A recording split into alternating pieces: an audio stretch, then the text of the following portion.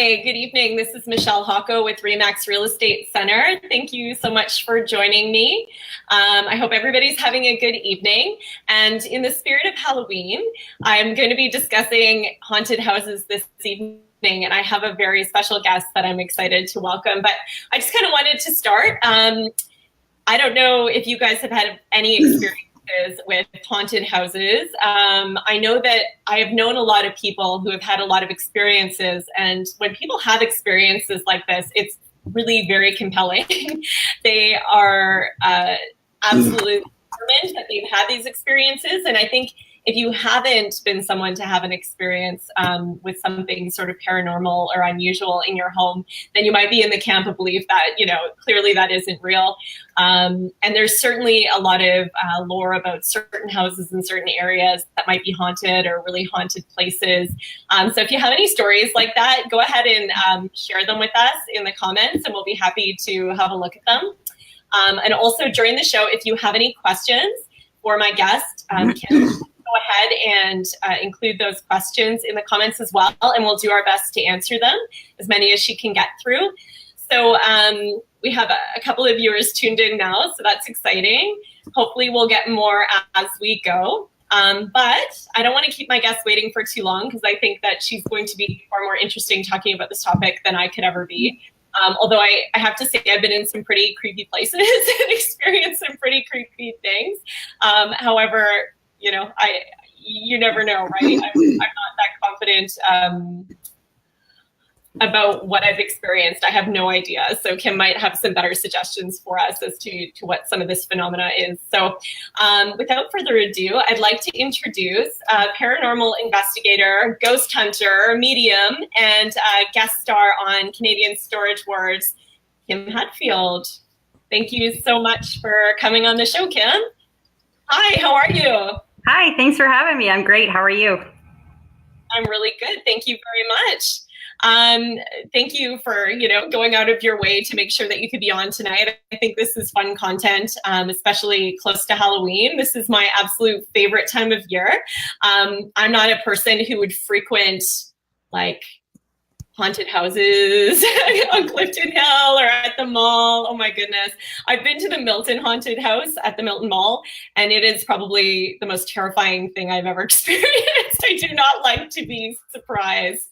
I don't like that either. I can't go into those haunted places in Niagara. I can't, because I don't like people touching me. No, I know, it's funny. We went down to Snyder's Farm in, where is that? I think it's in Guelph, I think is where it is. Or no, Kitchener, that's where it is. And they have on the property something called Fear Farm. And during the day, it's fairly tame. There's just some buses with some zombies hanging out of them. And then they have a haunted house, but all of the animated objects and people are out of it. So you could really walk through it without it being too scary, but too scary for me. However, it's fine. I laugh when you say that, because I'm like, okay, so you actually investigate potentially really haunted houses, but you're afraid to go into the manufactured haunted houses. So I don't feel alone now. It's really nice. Thank you. Yeah. The fake ones I don't like. Oh, nobody wants to be terrified like that. Although, you know what? I have a few friends who actually genuinely like to be terrified like that. So I can't get my kids into any of them either. They're not interested. So they think they want to, but then when we get there, nobody's going to do that. So anyway, how did you become a paranormal investigator? Because when I was looking for a guest, I thought Halloween, haunted houses, this is something that actually does come up in my business. People are concerned about this. There is a definite stigma attached to homes where there has been a violent death or suicide. I don't know if the belief is that people are afraid it's going to be haunted, or they don't like the idea of it, so they're scared of living in a place like that. Certainly, a lot of people wouldn't want to be in that environment, in that energy after something like that has happened. They're really afraid of that idea. So it is something that's real from that perspective. I know that definitely there's houses that are believed to be haunted. I don't know about too many of them here in Milton. You might be able to fill us in, although I don't know what you're allowed to share, so I won't pressure you on that either. But how did you become a paranormal investigator?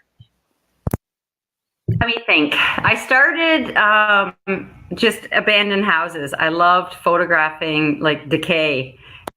One time I went home and I put the pictures on the computer, and I saw this shape in the top window of this house, and I'm like, "What is that?" And I thought maybe it's a broken glass or it's a curtain. Like, so I went back the next day and I tried to recreate it, and it was gone. Like, I could not get this back, and it was a head with it looked like it was wearing like a jacket, and it kind of creeped me out because I was in that house all by myself, so. I couldn't recreate it. And then, so I went and bought a recorder, like just a voice recorder from Staples. Yeah. I put it in, I went back to that house and I just started talking. And then I went home and I played that and I was told, get out. Like it was just like, get out. So I went back. And, what else would a girl do? And like, I've always believed in ghosts and stuff, but I never really, didn't really catch my interest until that. So that's when I just kind of shared it. And then I asked a few friends to come out, and then it just, boom, it blew up. Interesting. Okay, so so you have a website, you have the Facebook page, Paranormal Halton.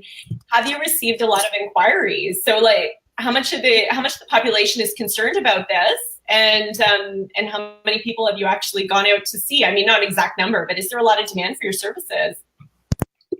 We've done hundreds of homes, like private homes. I don't want to talk because for their, absolutely. Privacy. We've done, there's got to be over 100 we've done. We've done art galleries, museums, big places like that. But it's never as bad as they say it is. Like when people think that, oh, there's a demon in my house or there's this or that, but it ends up being grandma just trying to send a message, so it brings a lot of closure to people and it helps people a lot. So we don't try to scare people. So that's our big goal, right? Now, is it always, in your experience, older places, or are there some newer places where people have had these concerns? I have to think about it. Land is. A brand new house can be haunted. It's mostly residual though. In homes, it's mostly residual. Like you said, bad things happen, murder, suicide, things like that. That's just human residual energy left over, playing itself over and over and over again. And people need to realize you just have to sage. You just have to cleanse your house and let your energy move in and be positive, and people never have a problem again. Interesting. Okay, so that's useful information. Can you share with us the absolute creepy experience that you've ever had in a property?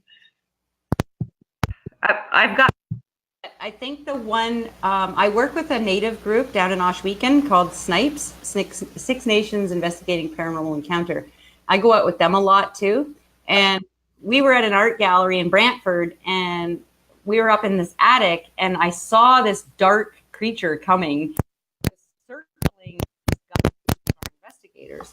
And he just all of a sudden blanked out and kept saying, help me, help me, help me. And he went to take a stairs and he would have fallen, and they grabbed him, and he was just taken by something that I've never encountered in my life. I've encountered them since, but I've never encountered that. And he doesn't remember a thing. He was shaking to the bone. We had to get him out of there, and we saged him, and then he was fine, but he doesn't remember a thing. So that was probably the creepiest thing that I've seen. Abandoned houses are the best. Can you say that again? Sorry. Abandoned houses are the best. For the best action, abandoned houses for sure. But that guy was terrified. He was terrified. He was crying. We have it on audio too, actually.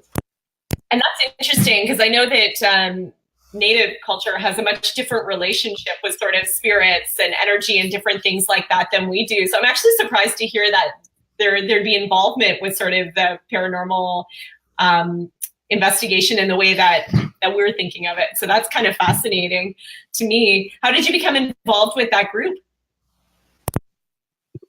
We were doing a film, a TV show I was a guest on, and the director found them and asked if we could hook up with them to film at this location. And they met me, and they let me walk through the building. I'd never been through the building before. I've never even seen this place. I didn't even know where we were. It was like 1:00 in the morning.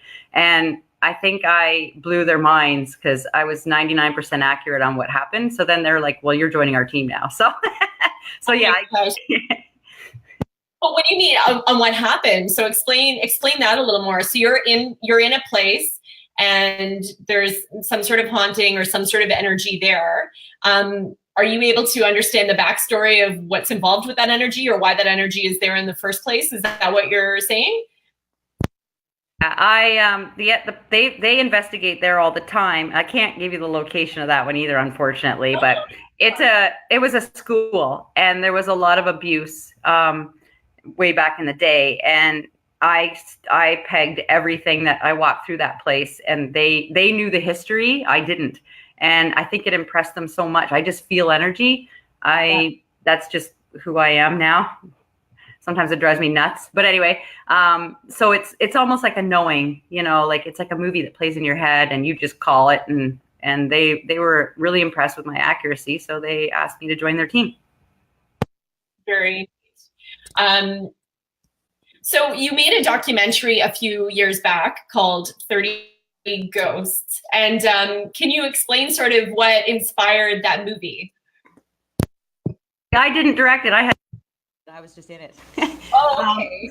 We were on the CBC radio, and the director, Sean Cisterna, he heard us on the radio, and he's a director of all these indie films, and he was thinking, maybe I should do a ghost, documentary or something. So he contacted us, and we sat together, and he just loved us. He thought we were great. So a lot of the stuff that happened in that movie was set up by him. He did that. We were not hiring paranormal investigators. We got a lot of flack for that one. But anyway, it was a lot of fun, and I learned a lot, and I love filming. So it's just basically how I got started, my struggles during it, and it's a pretty good film. It's on the National Film Board now. You can rent it. Awesome. Okay, that was the next question. How do we get our hands on a copy of this movie if we want to watch it? Okay, perfect. Some good Halloween theme feeling, and I know that none of this is Halloween themed, so please don't have any disrespect. I know that this is something going on all year, but all of us normally kind of come to all these things in October, right? It's not our day-to-day, so we don't have to deal with it. So when did you discover? Hold on, I'm going to back you up on that one. Is thinner between the living and the dead in October. The veil is thinner, and it's so interesting. Yeah. People are always constantly calling me in October. It's a very busy month, but I think it's because people are actually feeling it. So it's quite interesting because the veil is pretty thin right now. So it's great for ghosts and ghouls. So that's actually something that you experience as well. That's interesting to me because I always thought that the meaning behind that was just that everything is going into hibernation, and there's a very fine line between things living and things dying, and it really helps us to kind of connect with that idea of things being gone and things being here. But I didn't know that there was actually any sort of real application for it, that spirits would actually be closer or energy would be more what's a good word to say, with that normal people would be more aware of energy around them. So that's kind of fascinating that you've said that. So you're busier in October. So it is Halloween. It is the right time of year for this. That's funny. And I guess that's sort of fun that Halloween started in the first place, right? Everybody protecting themselves. So that's fascinating. So how did you discover that you were a medium? We're all born with the gift. We are, a higher power. And it's a long story, but we get blocked with social, our parents, and tell us that there's nothing under the bed, there's nothing in the closet, but there really is. But I've had a lot. It's bedtime. No, I'm kidding. I've had a lot of tragedies happen to me, so I feel like I was a very bitter, angry person. And one day I was sitting in an abandoned house, and I was by myself because the girls were outside. And something said to me, like, what are you doing? And I'm like, who said that? And I was like, who said that? And I was radioing the girls, like, are you guys talking? You guys fooling around? And I had this thing come over me, like, you got to change your ways. You stop being a victim and be a survivor. And I turned to Buddhism, and I started to be just this peaceful being. And I just let go of everything that was happening to me, and I became this really nice person. And I woke up and I was gifted. Okay, no one's here to argue me, but I woke up gifted. I blew minds. I blew my kids' minds. I was blowing my own mind. I was reading people like, and then after a while, I started doing readings and stuff. And then after a while, higher power spoke to me again and said, okay, that's enough. That's enough. You're being intrusive. So now you have to heal. So now I heal people. And I realized that all the shit, can I say that? All the stuff I went through was just being in training to become a master of being a healer. So it was all worth it. There's no regrets.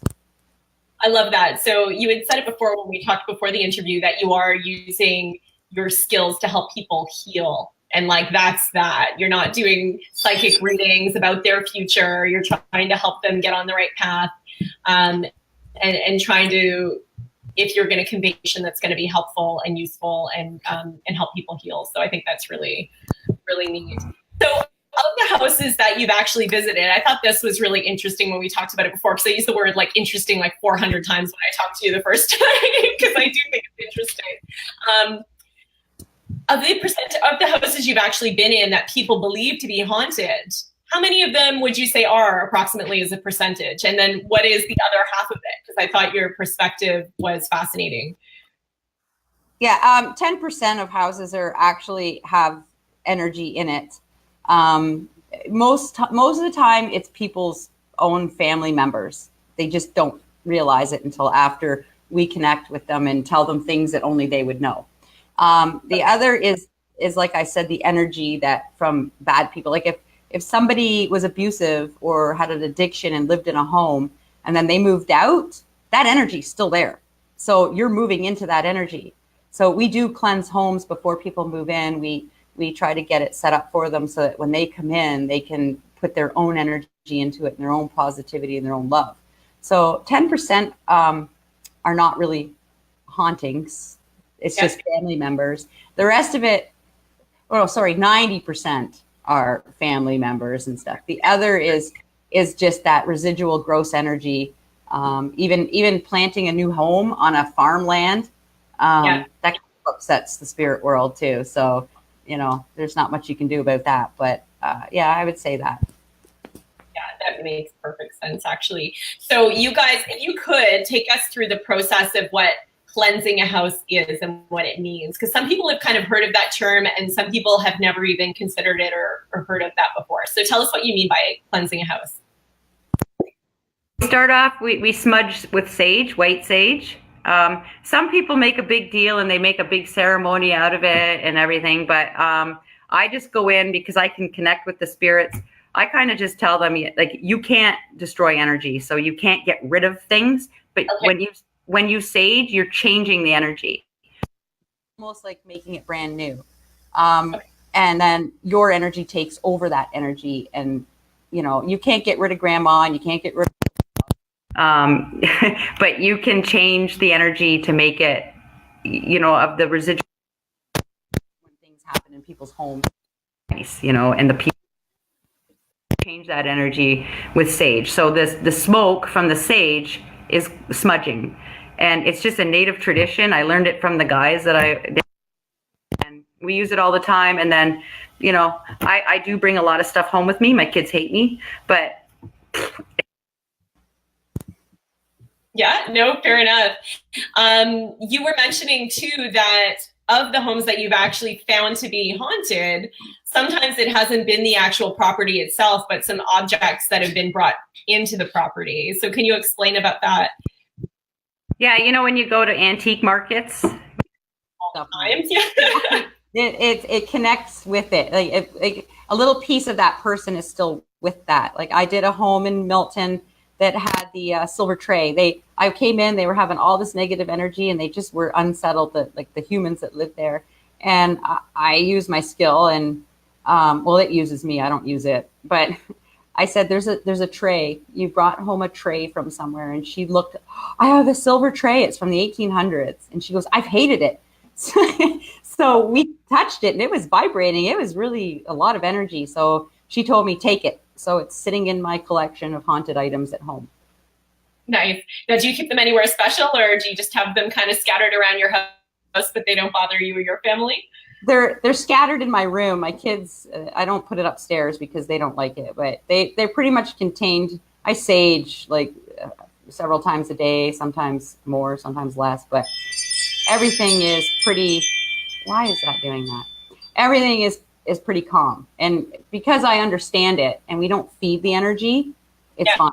Yeah, it's a very important that people don't feed into these energies. Like if you do have a problem at home, don't feed into it. Don't show it fear. Don't talk about it in the house. Once we sage, you don't talk about it in that home, and you don't feed that energy. It's like a stray cat. It'll just keep coming back. Do you think there's value for people who are just moving into any property, even if they haven't had any negative experiences in the property, to go through the process of actually smudging the house? Yes, I think smudging is a great way of clearing the things that are not supposed to be there. Even the workers that built your house, they're leaving their energy behind. You know what I'm saying? Like the bell worker, the construction guys, everything that touches, we leave footprints in the sand. You know what I mean? So they're leaving energy behind. So you want to come in and cleanse the whole home.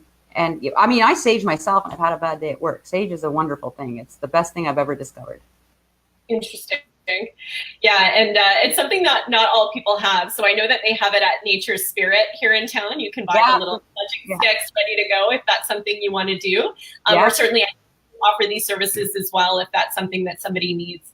And really, really cool. Now, are you able to share with us what the most haunted place in Milton is? Do you have any experience with that? Were there any places you've been that are public domain that you can sort of share that you've found to be haunted, or does it have to be under wraps?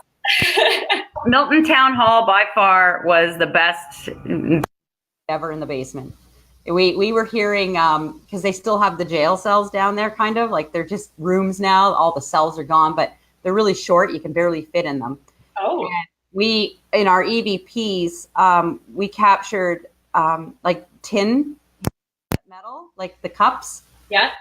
And we were talking, and we got shh a lot because they weren't allowed to talk. So they heard us talking, and they were like, shh, don't talk. So that's on my, all the Milton Town Hall on my YouTube. So I got a lot of videos on YouTube, but by far the abandoned houses are the creepiest and the best to go to. But Milton Town Hall was definitely the most haunted in Milton. Awesome.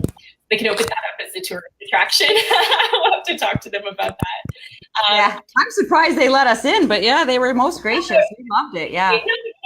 Very cool. Like there's something okay about that, right? I mean, it's interesting for everybody. And then so you've been on a couple of episodes of Storage Wars Canada now as an occult paraphernalia expert. So how did you come to actually become an expert in understanding the values of these things? And then I didn't actually see the episode yet. I'm sorry, I haven't had a chance to look it up. And I know there's another one that you weren't sure if it's been released online yet or not. But how did you get involved with the show? And what sort of items did you find there? And like, do you have a collection of big occult things? So what kind of things are these that you're appraising? Well, I guess they found some paranormal equipment, like them K2 meters. The first episode, they found K2 meters and a bunch of other equipment, and they didn't really know what it was. And I guess they figured it out somehow, and then they Googled ghost hunters, local ghost hunters. The first one that comes up. So they called me. You have the keywords of that, like Milton Real Estate. There's no way to get that keyword. If I start up a website, ghost hunter Milton. Easy, no teasing. Easy peasy. So they called me and they said, do you know what this is? And they sent us pictures. I said, yeah, it's a K2 meter. We use them all the time. And they had a ghost box. So they said, would you want to film with us? And I said, sure. So they set up we used a location. They came to the ghost hunt and we scared the crap out of them. But all of that was real. Those meters were going off because we were at a location that we have our go-to places that we investigate. So we went there and K2 meters were actually going off. Nothing was set up. So, but then the second episode was some occult stuff, a Ouija board from the 1800s. And some witchcraft stuff. And I guess it's just, you know, I've been into that stuff all my life. Like I practice witchcraft and I've practiced all kinds of different spiritual things, right? So we pretty much know what it all is. You know, we've worked with it. So I went to school in King City at Seneca College, and on that campus, it was owned by the Eaton family, and they had a house on the property that was built by the gentleman who built Casa Loma, and then they obviously have the campus, but the land was donated to build the campus from the Eaton family. So Lady Eaton had this seance room, and it was fascinating. It was just the coolest, most interesting place. I don't know. It was cool that we got into it. Like, not a lot of people got to kind of go through the house, but one day we were there for an event and we got to go through. So there are these really neat places. And I find it interesting how even, you know, back in the day, there really was this interest in the occult and all of these things in a fairly open way. Like, for somebody of that much affluence to have a seance room, that's not something that I have honestly seen a lot of, you know, in practice. I don't know how many seance rooms you've been into, but it's kind of fun that all existed. And it's less, I think people, it's less on the forefront now. I don't know how you feel about it, but maybe it's coming around for people to be interested in more. What's your experience with that? Well, I mean, I've played with Ouija boards many times when I was a kid, and when I, you know, and even now. I don't suggest people do that, because you are opening a door that you really don't want to open. There's so many dimensions out there with so many different creatures in it. Like, you know, that show, Stranger Things? Yes, we've been loving. When I watched that, I said, who made this? Because they know what I know. So those things exist, and they do come through, and we call them energy vampires, shadow people. You know, they'll suck off people's energy. They're not good. So I don't suggest people play with Ouija boards and stuff. If you want to talk to your loved ones, you just talk to them. Well, that's probably really good advice. Stop playing with the Ouija boards. It's so funny. I saw one at, we were down at Frilton Market. Actually, there's a picture of it with me, and that's older Ouija board, not as old as the one you're talking about, but these things are really fun to think about for sure. But it's interesting because for a lot of us who maybe didn't or don't appreciate the actual meaning of or the actual power of things like this, it can be really fun to kind of play sometimes, but you don't understand maybe the full ramifications of doing that. So no Ouija boards. That's no Ouija boards. Stay away from them. Kids especially. Yeah. Kids especially. Yeah, fair enough. Well, because kids are very gifted, right? Like, before we get our brains, you know, before we you know, mess with their heads and tell them these things don't exist, they're very in tune, right? So I've been hearing a lot more of that idea lately. I don't know whether there's just more of that information out there now to see, or whether some other things I've been searching have been bringing these things to me to sort of consider. So, you know, the algorithms on the internet are pretty clever. So there you go. Well, that's the thing. Like, kids are very gifted, and even like people are empathic.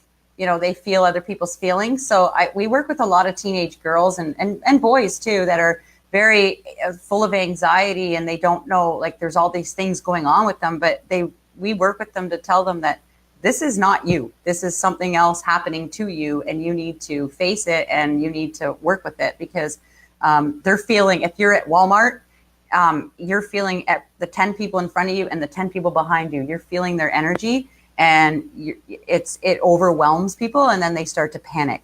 So anxiety for an empath is terrible. So we work with a lot of kids trying to help them, and we bring out their gift, and we help them with that too. So. And what do you make of disciplines like energy work and things like that? Because it's sort of parallel to the things you understand. I think it's not, or not parallel. Sorry. Adjacent to what you do, right? How does that play into it? Things like Reiki and energy healing, and things like that. Like, for somebody who is struggling with anxiety or possibly something that they don't fully understand that they're putting a different label on. Have you seen people have success with things like Reiki? Or is that really good? Reiki is a wonderful thing for healing. Energy work, all that stuff is amazing too, right? But you also have to work at it yourself. Like, you have a healer working on you, that's great, but you also have to do the work too. And you have to keep, it's like anything, you have to keep keep up with it. I don't think that there's a lot of things we need to that the darkness shows us. Like I do a lot of shadow work, so the darkness has a lot to show us, but everybody runs away from the darkness. But it really has shadow work. Can you explain that a little bit to us before you explain further? Shadow work. Shadow is like about yourself, and every tragedy that's happened to you, you put it. Look at it, so it kind of builds up, and then it forms its own energy. This darkness that's always behind you, but it wants you to look at it. It's like Carl Jung. He talks about shadow work. I've taken a lot of his courses and stuff. So everything that your fear is, or that you don't want to sell, your friends will tell you, oh, you're always marrying the wrong guy, or you're always, we're attracting that. We're supposed to look at it, and we're supposed to fix what's inside here. We're not supposed to mess with anybody else. We're supposed to only work on ourselves. So look at the darkness. I do a lot of that for them because they don't want to look at it, and they're like, oh, I guess I better look at that then. And I'm like, yeah, you better look at that. It helps people evolve and get over stuff. Like for me, I was terrified of the dark for the longest time. So I fixed myself by sitting in an abandoned building for 4 hours. And I cried and I screamed and I was trying to hide under. I turn the light on because lights. Until finally I realized, hey, I'm okay. This is just a fear. And now I'm not afraid of the dark anymore. So that kind of something like that, like you face it. Awesome. Well, that's perfect. Thank you so much for your time this evening. Do you have any other comments or thoughts or anything you'd like to put out there before we end off tonight? How can people, first of all, get a hold of you if they think that they might have something going on in their house or something they need to deal with or want to do some sort of clearing on their property? How would they reach you? Me at Halton_hotmail.com. Okay. Or I'm on Facebook, Halton Paranormal. Those are the best ways to get at me. Yeah. Perfect. Does anybody have any questions? You know what? We've had big eyes, we've had hearts, we've had thumbs up, but no questions. Does anybody have any questions? I'm surprised. I thought there'd be a lot more questions for this topic. So, and if everybody has enjoyed this broadcast, if they wouldn't mind putting a little heart, and if you are watching this in the replay, just comment with the word replay or thumbs up or a heart in the comments afterwards when you do see it. Some interesting stuff. So thank you so much, Kim. There doesn't seem to be any questions. You've covered it all, I guess. Maybe I covered it all, or maybe they're afraid. Yeah, maybe afraid, or maybe you'll be getting some emails and private messages because people don't want to put it in this forum. Possibly lots of hearts, more hearts. So that's good, really good. Thank you so much for your time, and have a great evening. Thank you for going to a place where the internet worked, even though you can keep the comfort of your own home tonight. So I really thank you, Mohawkian, and I'm using the Meadowvale room or Meadowview or whatever room. So yeah, thanks for letting me use your internet. There you go. So everybody, that's it. Have a great evening. Thank you so much, Kim. And if we don't see you again before Halloween, have a happy Halloween and stay out of trouble between now and then. Oh, are you kidding me? I'll be in all kinds of trouble. Thanks for having me. Terrifying situations. Have a great night. Thank you. You too. Bye-bye. Bye. Well, that was really awesome. Thank you to everybody who did tune in. If you guys have any questions, please just still put them in the comments. Definitely an interesting topic. If you have any stories you'd like to share, let the thread continue of sort of validating possibly the idea of haunted houses or something like that, if you'd like to. I mean, there's a lot of people out there with very drastically different opinions of homes and the possibility of them being haunted. So if you've had any experiences that you'd really like to share, and you're a devout believer that houses are haunted and that you've lived in one before, please share that with us, because that's really interesting at this time of year for people, for sure. Anyway, thank you so much and have a wonderful evening. Take care. Bye.